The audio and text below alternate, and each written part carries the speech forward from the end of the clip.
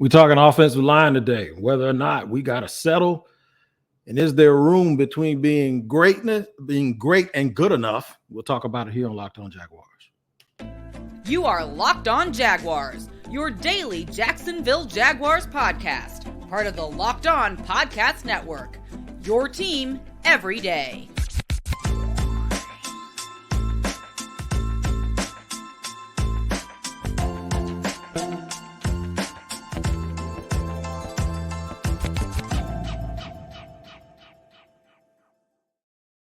What's up? This is Tony Wiggins with Locked On Jaguars. Glad to have you guys join us today for the Locked On Jaguars podcast because it's your team every day, and we thank you for making us your first listen. Also, a shout out to my everydayers, what's going down, and anyone who is a new listener. Thank you for joining us. Also, we have to mention that our show is free to subscribe to on the YouTube page. Make sure you hit that like button on Locked On Jaguars YouTube page. And then wherever you get your podcast on a daily basis, make sure you tap in and check in so you don't miss an episode. All right, man. Look, been kind of I just tweeted out that I'm gonna take my bad attitude over here and record the show because I kind of been excuse me every now and then if I move around too, if you hear me moving around or grunting because I'm in a little bit of pain today, but that's all right. We do it like we do it every single day here on Locked On Jaguars. But I kind of been trying to explain to everyone about the offensive line. So information comes out, little tweets come out, all of this stuff about why the offensive line is extremely important. What this was about a tweet that I saw. And every now and then I will use it and then engage with fans to use that conversation that I have. So don't take that stuff personal. And I'd give a podcast about it because when people chime in, when you look up and you got 40 mentions about something and everyone has a different opinion, I kind of want the Jaguar fan base. And I know everybody ain't on Twitter, so I'll explain to you exactly what was going on. There's a free agent that left Philadelphia to go to Pittsburgh. I can't even think of how to pronounce his name anymore. It's Isaac something, right? Someone that Doug Peterson was very familiar with from Philadelphia. Evidently, Kelsey, the center from Philadelphia, said he's one of the best players in the league at his position, right? And Pittsburgh got a great one or something like that. And I put the eye emoji on it because if you follow Locked On Jaguars, and you can go back on YouTube and look at the thumbnails, or you can go back and look at the shows during free agency, he was on my list. He was on my list for a number of things. For the connection to Doug Peterson, because I think the Jaguars need to upgrade the left guard position. And mainly, I just don't like to see missed opportunities because the money that he signed for really wasn't bank-breaking money. It wasn't really a bunch of money that I would have really understood it had they signed him to plug him in at left guard. It wasn't anything out of the question, right? Look, the main thing that I was trying to convey is there's a lot of people making decisions and coming to conclusions about the offensive line. And it's a lot of the same people coming to different conclusions about the offensive line that don't really make sense. And I'll tell you exactly what they are. We have talked about Walker Little to the point where Walker Little saw me, Walker Little might jack me up somewhere, right? And not really, but I'm just saying he probably would. But one of the reasons that we've talked about him so much is because every day I get texts, tweets, you're wrong about Walker Little. Well, I never said anything to be wrong about Walker Little. The one thing I have said was, if you listen to fans, they think Walker Little is Larry Allen. And if you say, I got to see more, or I don't know about that, man, that's not been proven yet, the first thing people go is, yes, it has. See, that's that emotion. They can't even tell me why he's projected to be that great. They can't tell. They're just mad because you disagree with them about stuff, right? So listen to this. The very same people that say we can't pay an offensive lineman $20 million, okay, are the same people that don't understand that they draft a guy in the first round that plays that exact same position, that they do prioritize the position, because if they didn't, they wouldn't have used a first round pick on the spot, right? And they were intent on getting the guy. Kudos to them. That guy happens to play the same position of the dude that they would not pay $20 million. Those are the same people that say, well, Walker Little's going to play right tackle and Cam can play left, and maybe this guy can play guard, the new dude, right? Then they say, well, no, Walker Little's going to play left tackle. And these are the same people. These are not different people. So that's why I'm saying this. Well, Walker Little's going to play left tackle. When Cam Robinson comes back off his suspension, he can kick in the guard. Cam Robinson ain't never played anything except left tackle in his entire life. And I looked him right in his face and I asked him that in his first year. And I asked him again in his second year. And he gave me a resounding no. Mind you, the team gave him an extension. He's on the books for $22 million. That ain't the kind of person you slide inside the guard. So when Doug Peterson says that Walker Little can slide inside the guard, maybe even kick in the guard, I asked this question on my last podcast, about a month ago. How did they figure that out? Because we've never seen him do it. Because the only time Walker Little got on the field is when Cam Robinson got hurt. So the order here is Ben Barch, who's going to be coming back from injury this year, and the staff has said he likely won't be ready for training camp, right? Ben Barch, and we can agree to disagree on how good he was playing. He was playing better than he had ever played, but is that good enough? Because before that, he hadn't really played that much, and he hadn't played that good. So we can sit here all day and go, is Ben Barch good enough pre-injury for them to, and I'll say settle, because to me, that's what it is. Has he been good enough in development that they're going to re-sign him when you just saw them not re-sign the guy who was their best offensive lineman last year? And they didn't re-sign him when they had a guy who was coming off of an injury. You sit here and you think, is he going to be good enough? But then you think when Ben Barch got hurt, and this was before Cam Robinson got hurt, they didn't plug Walker Little into left guard, where Doug Peterson now says he can kick into. You know, he ain't talking about right guard because Brandon Sheriff, who they played a bunch of money, is at right guard. So if you come to the conclusion that Walker can kick into left guard, when did you come to that conclusion? Because obviously when Ben Barch got hurt, he didn't play left guard. He was on the sideline. How many times have y'all heard coaches say, we're going to get our 5 best players on the field? I've heard it when talking about offensive linemen. I can't tell you how many times I've heard we're going to get our 5 best players on the field. And if you thought they were going to kick Cam Robinson into guard this year when he comes back, why didn't they kick him into guard last year and put Walker Little at left tackle? And why didn't they play Walker Little? So for me to ask the question is like, just because Doug says he can kick inside doesn't mean he can kick inside and become Conrad Dobler or John Hanna or Larry Allen. It doesn't. My only goal is to make sure that Trevor Lawrence is upright. Doug Peterson said in the press conference before free agency, when asked if they were going to re-sign Juwan Taylor, Doug says, do you like Trevor Lawrence? So now ask Jaguar fans, do you like Trevor Lawrence? And you don't have to be great at every position. I had a guy say, and this is funny, he used Kansas City as an example. He said, I live in Kansas City. Shout out to you, by the way. I appreciate the engagement. He said, I live in Kansas City. Kansas City ain't great at every place on that offensive line. Trust me, they're not. You don't need 5 All-Pros or 5 All-Pros to play on the offensive line. I said, you right. Who said you did? So go name me one All-Pro, a current All-Pro on that offensive line right now. Do it. It's one. Brandon Sheriff used to be an All-Pro. So I'm talking about replacing one guy and everybody got a wedgie. I ain't saying replace all 5 of them so we have all 5 All-Stars or All-Pros. I said we need to replace one guy. And it's not that Barch isn't good or needs to be totally replaced.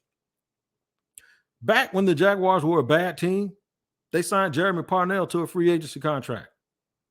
He was probably for a while their best lineman at right tackle.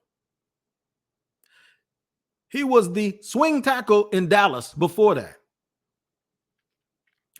Good players can be your swing offensive linemen. They don't have to be starters. Most offensive linemen, NFL offensive linemen, are at the very least Tyler Shatley, where you can say good things about him. If you need them in a pinch, they'll come in and be a pro.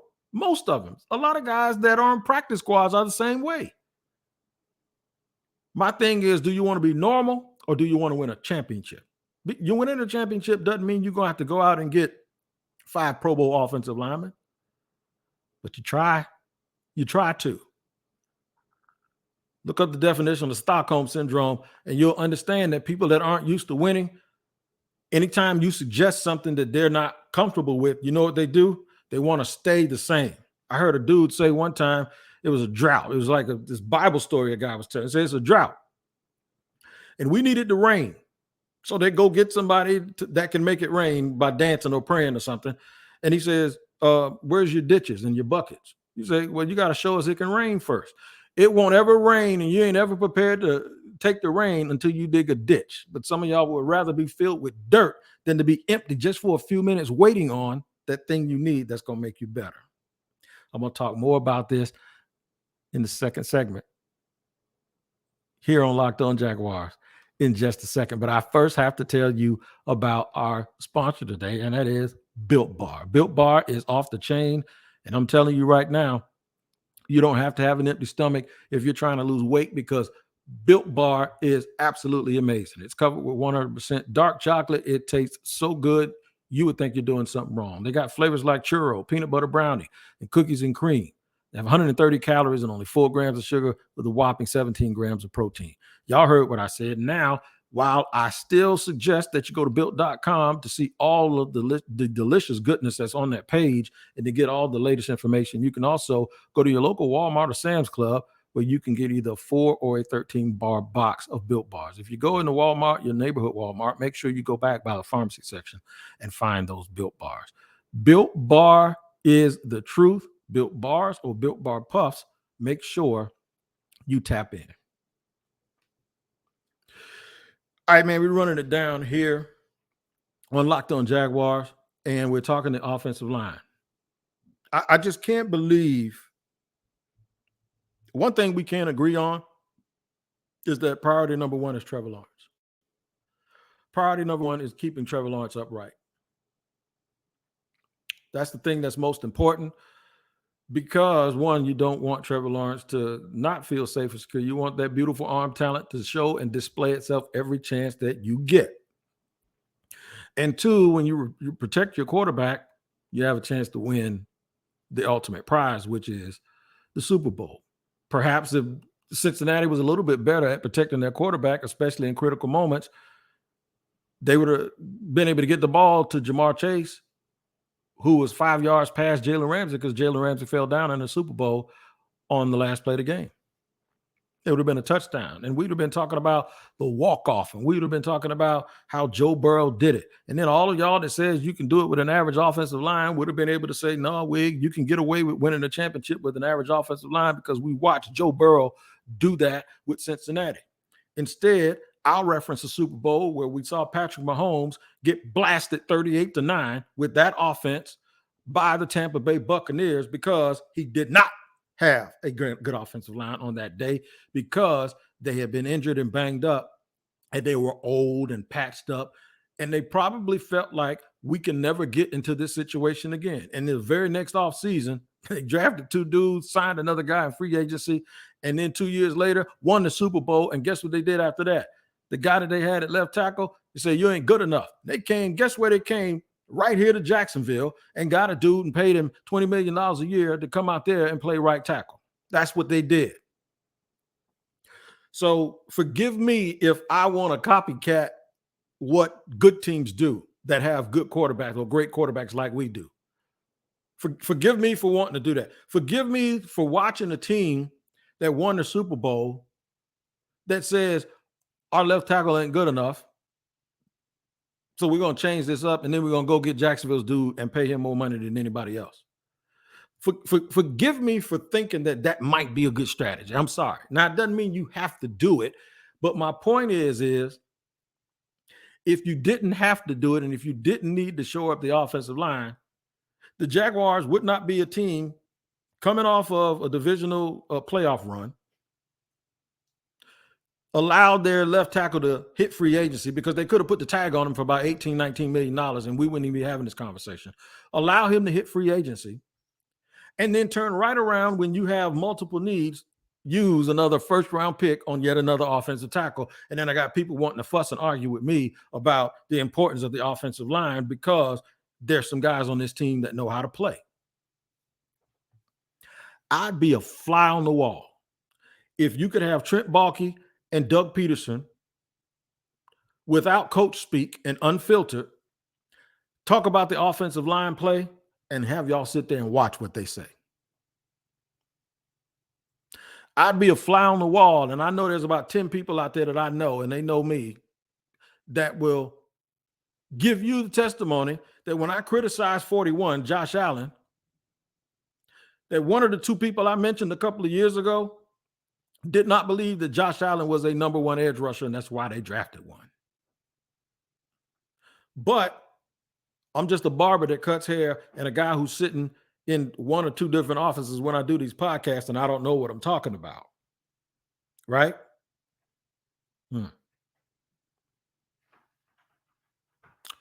I think the emotion of the fans is always a good thing. Always.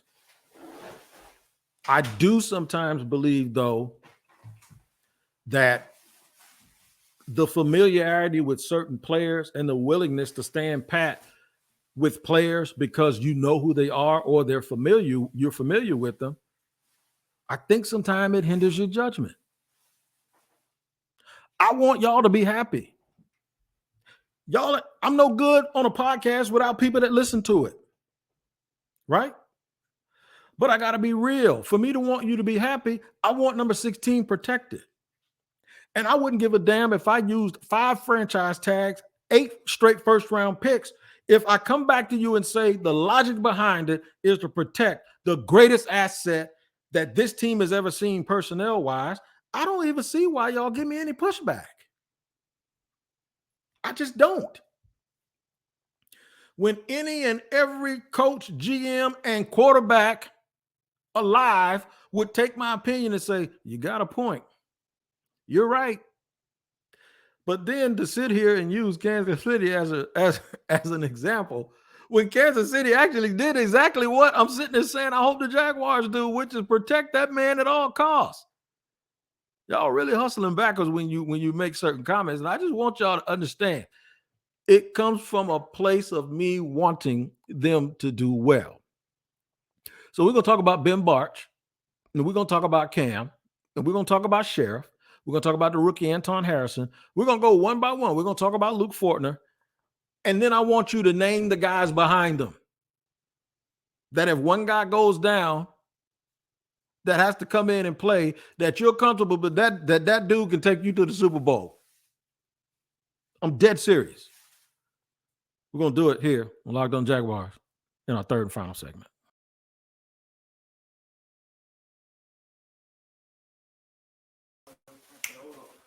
All right, back with Locked On Jaguars here on the third and final segment of today's show where we're talking about offensive linemen. So Ben Barch is not going to be ready for training camp, so they'll go into training camp with either probably with Tyler Shatley or whoever else they think, they drafted some guys.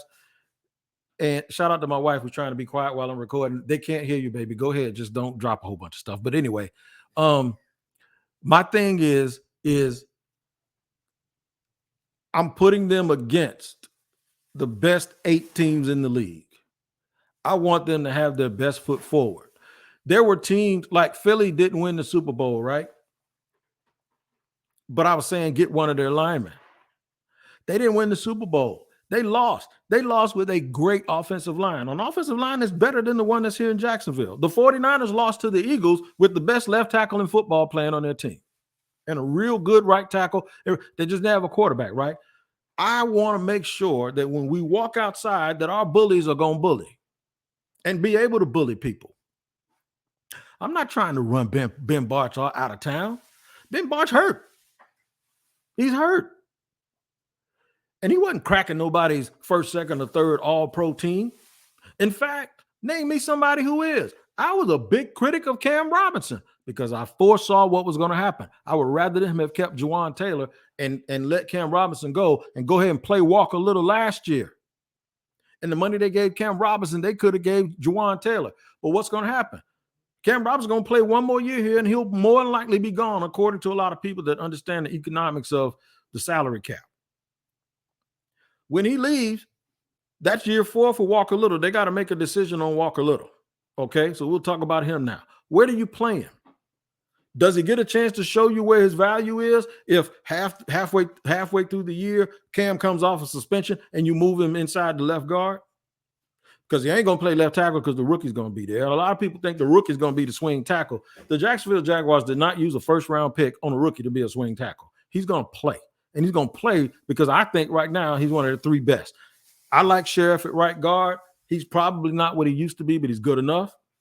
I love the Luke Fortner pick. I think you always need to draft offensive linemen in the first 3 rounds, or at least round 2 and 3, because those guys are real close to being a first-round pick, but you always will have those guys in development. I want 8 starting caliber players. I want my offensive line to be built like an NBA team that's challenging for a championship. It's not just about the starters. It's about those glue guys. You know, the guys that the Phoenix Suns didn't have? That's what I want.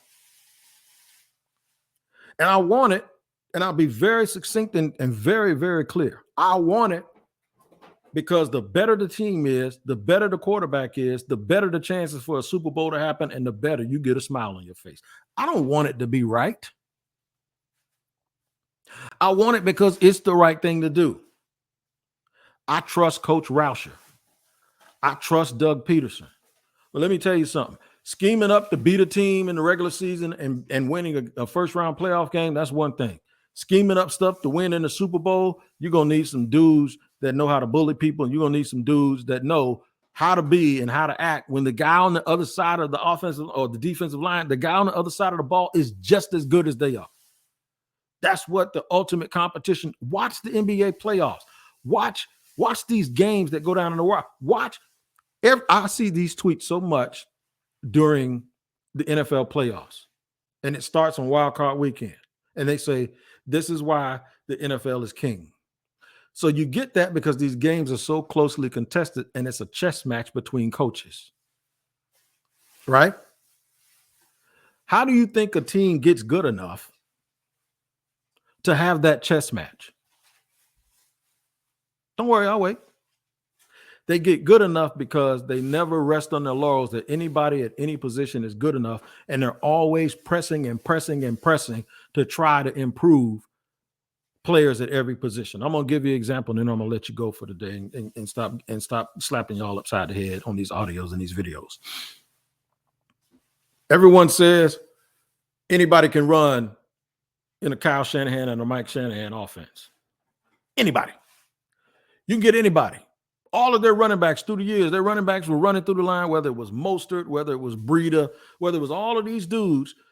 Man, I'm telling you, it looked like they could take anybody at running back. Okay, so why did they trade all those draft picks for Christian McCaffrey, who was a perennial all-star and all-pro? You know why? Because they didn't just want anybody. They wanted greatness.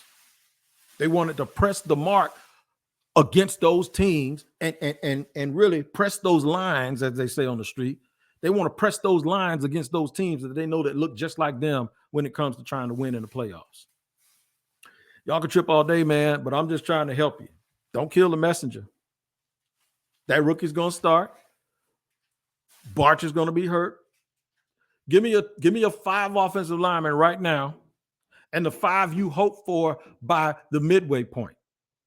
Because I'm gonna break it down to you right now. All right. Cam Robinson, when he comes back, because of the money he's making, is gonna start. If he wasn't suspended, and he still might not be, they're gonna appeal it. But if he wasn't suspended, he started left tackle. That rookie has already been, they already told you, the brass has already told you he's our right tackle. Luke Fortner is your center, and Brandon Sheriff is damn sure your right guard. So if Walker Little is as good as y'all say he is, they're gonna kick him inside the guard. When Ben Barch comes to play, where is he going to be? Standing over there next to the coach with his helmet on, waiting to get in the game. So y'all don't sit there and argue with me that Ben Barch is good and then turn around in the next minute and tell me Walker Little is great, when one of them is going to be standing on that sideline if all of them are healthy when they're trying to win these games. Common sense. And if you think both of them are playing at the same time, then tell me who else is going to be on the pine. I'll tell you what, I'm gonna be right here tomorrow on Locked On Jaguars, getting ready for my weekend. I'm gonna give you a Friday podcast, and you can join me and be in every day and do the same. Make sure you tap in with me Like and subscribe on the YouTube page as well. We'll look at another position tomorrow. Y'all got me heated, man. We're going to get to it. Love y'all. Take care of each other. See you tomorrow.